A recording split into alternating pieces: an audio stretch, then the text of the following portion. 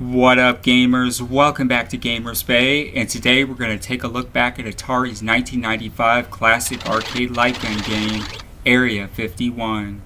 Okay, so for starters, the version shown here was part of a dual arcade cabinet that featured Area 51 and Maximum Force. We're not going to cover Maximum Force today, we're only going to focus specifically on Area 51. Okay, so for starters, a little bit of the background story for this game. Back in the early 1990s, Atari is losing money left and right. In fact, the sales for their games weren't coming anywhere near their development costs. And here's where things get really bad. On top of having one failed game after another, Atari's developers are ditching them for their competitors. A lot of those developers from Atari were actually going to EA. So Atari's really hurting, you know. Their game sales are bad. They produce a lot of games that aren't profitable. Now they're losing their best developers. And so they're trying to come up with an idea, with a concept that's going to get them profitable again. It's going to get them out of the hole and get them out of the red. And so, despite losing all these developers, they had one really good developer left, and that was Ed Logg. And so they asked Ed, they said, hey, you know what? Let's develop a light gun game. Let's create a rail shooter. These games sell. And back in the early 90s, not only did they sell well, and they were really popular in arcades, but they sold for substantially more than most, let's say, 2D platformers did. So they brought more money. Look at games like Terminator 2, Konami's Lethal Enforcers, or Sega's Virtua Cop. These games were really popular and they sold for a lot of money. And so that was the reason why Atari was focusing so much on trying to come up with a concept for some sort of a light gun shooter, for a rail shooter of some sorts. And to add insult to injury, Ed Logg ditches Atari too, and he does it right in the middle of a game development project. You know, Atari was working on a game called Bounty Hunter, which, by the way, I've seen it. It sucks. It's a horrible concept. But yeah, so now they've lost all their best developers, and you know what? They came up with a really good idea. Let's find a third party that we can license to develop games for us. And so they went to Mesa Logic. And they asked Mesa Logic, hey, can you guys finish this Bounty Hunter project for us? Can you finish up this game? And so the developers of Mesa Logic said, okay, we'll take a look at the game. You know, let's take a look at what you got to work with, and you know what will be required to finish the project. And so it's a really bad situation because Mesa comes back and says, hey, you know what? We don't feel confident in this game. We just don't think that this is going to work out in Atari's favor. We think that this is a waste of time. Give us some time. Let us come up with an idea. And we'll get back to you. And so a couple months goes by, and one of Mesa's developers comes back to Atari and says, hey, I've got a great idea for, it was Robert Weatherby. He comes back to Atari and says, hey, I have a great idea for a rail shooter called Area 51. And he was a creative genius behind this game. He actually came up with the concept for this. It wasn't Atari at all. In fact, Atari really wasn't really much in the development process, except for that the really interesting part about this game was that it was designed and developed to run on a modified version of the Atari Jaguar console called the co-jag. And you know what, here, this game was a huge success. This worked out for Atari. When this game hit the arcades, it was super popular. It was right in line with the other really popular light gun shooters at the time of that era, including those games like Lethal Enforcers and Virtua Cop and games like that. This really did take off in the arcades. I think it sold close to 20,000 copies in the first year or so. It did really well. The ratings for this game were really good. The review ratings were really good. And here, look at the concept. You know, you've got alien-looking zombies that have taken over Area 51, and you're trying to wipe them out. So it was a really cool concept. The game played really well. By the way, I'm emulating this in MAME. It's not perfect. The aiming is a little bit off. You have to have two mice to actually adjust the controls, the target. But it's playable in MAME. It does work in MAME. One thing I have to note is that my first take in trying to do this video, the game actually locked up on me. So like I said, it's not perfect. It does run. When I did it the second time, everything was great. The game follows a concept that's pretty similar to most other arcade rail shooters. You can blow up objects, shoot out windows. You have grenades that act kind of as a power attack. So the game was really good, but it was not the creative genius of Atari at all. It was actually the creative genius of Weatherby from Mesa Logic. And you'll notice in this game, on some of the vehicles and such, it actually says Mesa Logic. So they actually put their, they did some marketing for themselves in this game as well. And another interesting thing is that here, this game did so well in the arcades, but the actual Atari Jaguar itself completely flopped with consumers. You know, developers cited problems with developing games for it. They said it was too hard to develop for. They couldn't get enough third-party developers and publishers to jump on board. I had an Atari Jaguar. I got one, I think, the first week it came out, back in the early 90s, and at first I thought, wow, this is pretty cool. You Trevor McFur and Tempest and stuff like that. I had Pitfall, The Mayan Adventure. That was a great game. That was probably one of the most graphically appealing games on the Atari Jaguar. But the other games, like Trevor McFur, was hardly playable. A lot of these games were complete crap. And it was funny. You know what? I went to Target one day hoping to look at some new games, right? And so I go in there, and guess what? The Atari Jaguar is gone. It's gone. All the games are gone. There's no new games. And I asked one of the store clerks, hey, what happened to the Atari Jaguar? And they said, I don't know. They just pull them off the shelf. And what's funny is, when Atari ordered the console to be pulled, they tried to do it quietly. There was nothing announced in any of the gaming mags. We had subscriptions to every gaming magazine imaginable, Game Informer and all that stuff. Nothing was announced ahead of time. Atari didn't really give a lot of statements about it until after the fact, until after the damage and everything was done. It just was not going to work out. Atari threw in the towel. They said, man, the games that we did publish are crap. They finally realized that this isn't going to work, But look, it did work in the arcades. It really did. This was an awesome concept. You 3D modeled, digitized images for the background, 2D modeled characters, and this was a really compelling game. The only downside of this game was that it was not that long. It was actually fairly short.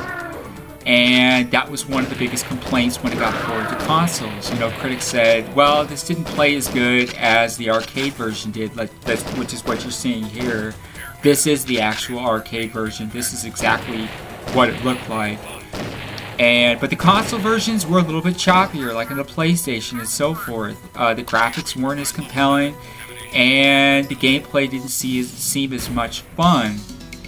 Now, the next level we're going to show here, I thought this was even better. This game really does get better as it goes on. We have new monsters in the stage. You got these ones that pop out the screen right in front of you and attack you. Really, it was just a really great concept in the arcades. This really won over the hearts and minds of gamers back in 1995 when this first got rolled out. But this did not save Atari in the long run. You know, having one successful game doesn't work. I mean, you have to, you know, in the game publishing world, you have to produce a really good game, and you have to do it a lot. It has to be a repetitive thing. You know, a lot of game companies look at the issues EA is having, all the backlash that they have from gamers right now about things like microtransactions and so forth. And you know what? People like EA were kind of ignorant to the same sense Atari was. You know, oh, we're so big. You know, we're EA. We can't fail. Well, that's not true. Look what happened to Acclaim back in the 1990s. Acclaim was one of the largest game publishers in the world. They were bringing in like $500 million a year in sales. They were at their prime. They were making money. Acclaim had games on every console imaginable. They were like the poster boy for game developers and publishers, and they're gone. They failed. You know what? You get 3 or 4 years of failed game development projects, and dude, next thing you know, you're hemorrhaging hundreds of millions of dollars. And that's what happened to Acclaim. You know, they ended up broke. Well, Atari's always had its ups and downs. They've made a lot of amazing games over the years. Look at, you know, the Atari 2600, 7800 had a number of great games. Of course, they allowed anybody to publish a game for these consoles, and that kind of ended up, you know, that kind of resulted to the video game market crash in 1983.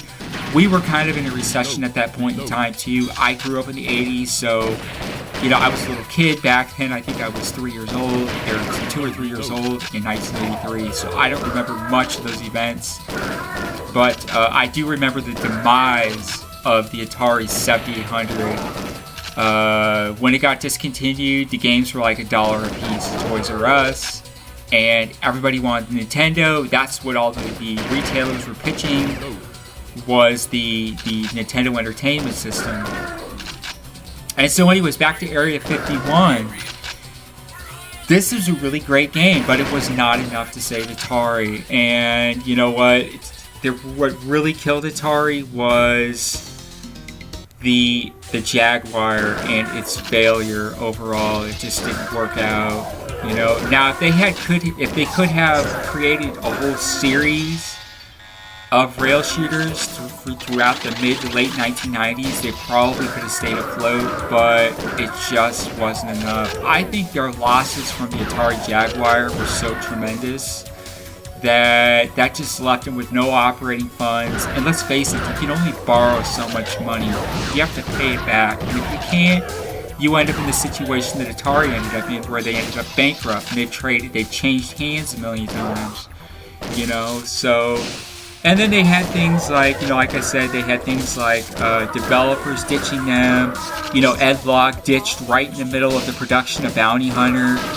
You know, and here they had commissioned Logg. Originally, they had asked Logg, hey, you know, he was the one that they went to and said, hey, we really need you to create a light gun game. We need to produce something that's going to be, you know, it's going to be a hit in the arcades, people are going to love, and that we can sell and make a lot of money from. And, you know, at first, Ed Logg was like, yeah, sure. And the next thing you know, he says, oh, I'm sorry, guys, but, you know, I'm ditching you and I'm going to EA where the rest of your developers went, because they're getting paid more money. And so, you know, Atari can't compete with that. You know, it's just really, there's a really sad history behind Atari as a company. You know, here, I don't know if all of you viewers know this or not, but you know, Atari was basically co-founded by Nolan Bushnell. Okay, he was the creative genius not just behind Atari, but behind Chuck E. Cheese. That's how Chuck E. Cheese got started. And he was a very creative-minded individual, you know, and he brought Atari to life. he made Atari a thing. You know, he had contracted with Sears. They had licensed with Sears to develop his own version of the 2600. That worked out actually really well. They actually had a lot of sales early on from it, and then when the market got flooded with a lot of crapware games, and people realized that, you know, the artwork on the front of the case does not match the game at all, and people were getting pissed off, they stopped buying console games. Well, back in the 80s, you know, people, believe it or not, did not want console games. When the Nintendo came out, yeah, everybody bought one, but I'll be honest with you, dude, Nintendo, the games in Nintendo were nothing near the quality of the arcade games, were state of the art. You could not, there were no home consoles, including the NES, the Sega Genesis, or even the Super Nintendo, that could compete with the quality of hardware and games that was available in your local arcade. If you wanted to play the best games, you had to go to the arcade, and there was a reason for that. The reason being was that read-only memory was super expensive, and in order to create a really graphically compelling game, you needed a lot of memory bandwidth, and that was really expensive. You know, now it's gotten a lot cheaper for us to develop things like read-only memory, and we have a lot better technologies that have really evolved over the last few decades to make it cheaper to produce better quality consoles and games. But back then we didn't have that, and the best hardware, because it was the development cost of it was so expensive, like Capcom System 1 and 2, Sega Model 1, Sega Model 2, Sega Model 3, Atari's arcade hardware like the co-jag, based on the original Atari Jaguar, it was a modified version. This hardware was really expensive. Oftentimes it was thousands upon thousands of dollars to get your hands on this hardware. It was really expensive to develop. Some of these companies were spending millions upon millions of dollars to develop this hardware. So you couldn't, it was out of reach of consumers. They were not going to be able to afford, you know, the average consumer in America would not be able to afford spending $3,000 in a video game. That just was not possible, you know, and so we ended up with these dumbed down consoles. Believe it or not, the NES was nothing compelling, and neither was the Genesis. The SNES could not compete with arcade hardware. But anyway, so that is Area 51. That's kind of the background behind this game, and sort of the sad history of Atari, which, you know, I grew up with this stuff, and, you know, it was nothing. I loved Atari as a kid, and to hear them go through all the rough and tumble times that they had was really disheartening. But sometimes, you know what, that's just the way things go, you know. So anyways, many thanks for watching. Be sure to like and subscribe to stay up to date with our latest videos. And if you get a chance, check out the link below in the description to Gamers Bay Community on Google+. And until next time, take care.